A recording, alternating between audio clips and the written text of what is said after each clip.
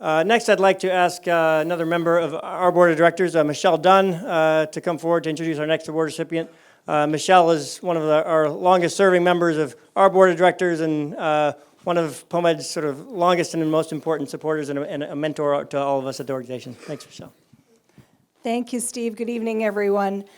Well, our next award recipient this evening is a person. If you opened up the dictionary and looked up the word gutsy, there would be her picture, Sarah Chayes. We're really excited to honor Sarah for her outstanding work on the damaging effects of corruption, and in particular, the threats that corruption poses to global security and stability.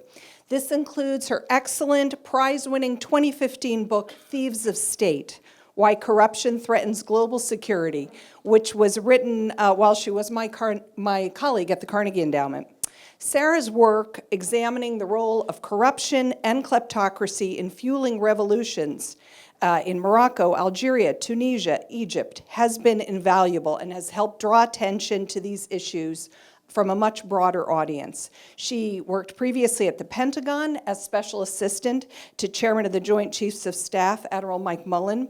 She was a foreign correspondent for NPR, and she spent a decade in Afghanistan where she did all kinds of things.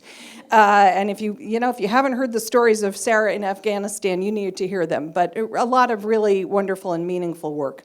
So this very impressive career, it spans on-the-ground reporting, development work, scholarly research, policy analysis, public service, and it exemplifies the kind of synergy among all these different sectors that POMED has always tried to encourage.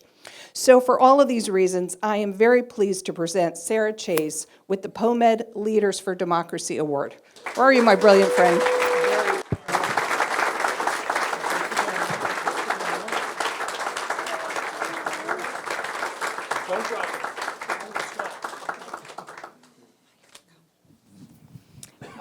I'm kind of with the senator here. I'm not sure what I'm doing here when you've got the folks who have really laid their lives on the line for these objectives. And I was absolutely thrilled that my former colleague, thank you. I'd like to say three things that I gathered from working so hard on the issue of corruption, particularly in North Africa and other Middle Eastern countries. They are, number one, and that's already been prefigured by John, it ain't just them. I've spent the last year plus applying the analytical framework that I developed thinking about North African and Middle Eastern countries, among others, to the US of A. And let me tell you that it made me physically ill. The degree of similarity made me physically ill. Number two, I think that what we have seen in a lot of countries where there have been incredibly courageous and persistent uprisings against corruption is one, I would say, weakness, which is a focus on the guy, usually the guy, sometimes the gal, but a focus on the guy at the top. And when that guy gets toppled, people tend to go home. And I think what we've come to understand is that these kleptocratic structures are networks. They're incredibly sophisticated networks that are resilient, that often even sacrifice the guy at the top in order to persist. And we've seen this across the I want to say Arab, the MENA, whatever we want to call it. We've seen it across. And so let us all take a lesson from that. And the third really important thing that I learned there that I think applies elsewhere, everywhere, that there is a kleptocratic network, is when the population, civil society, rises up against the kleptocratic network, it doesn't take it sitting down, right? The empire strikes back.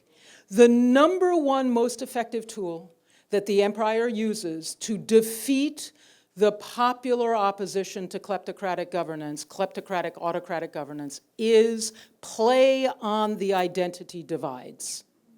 Play on the identity divides, and we all fall for it. Every one of us falls for it. So with that kind of those lessons, let us all globally go forth and fight this battle, as John said, globally. Thank you all very, very much. I'm beyond honored. We can leave it here for you. Where was it?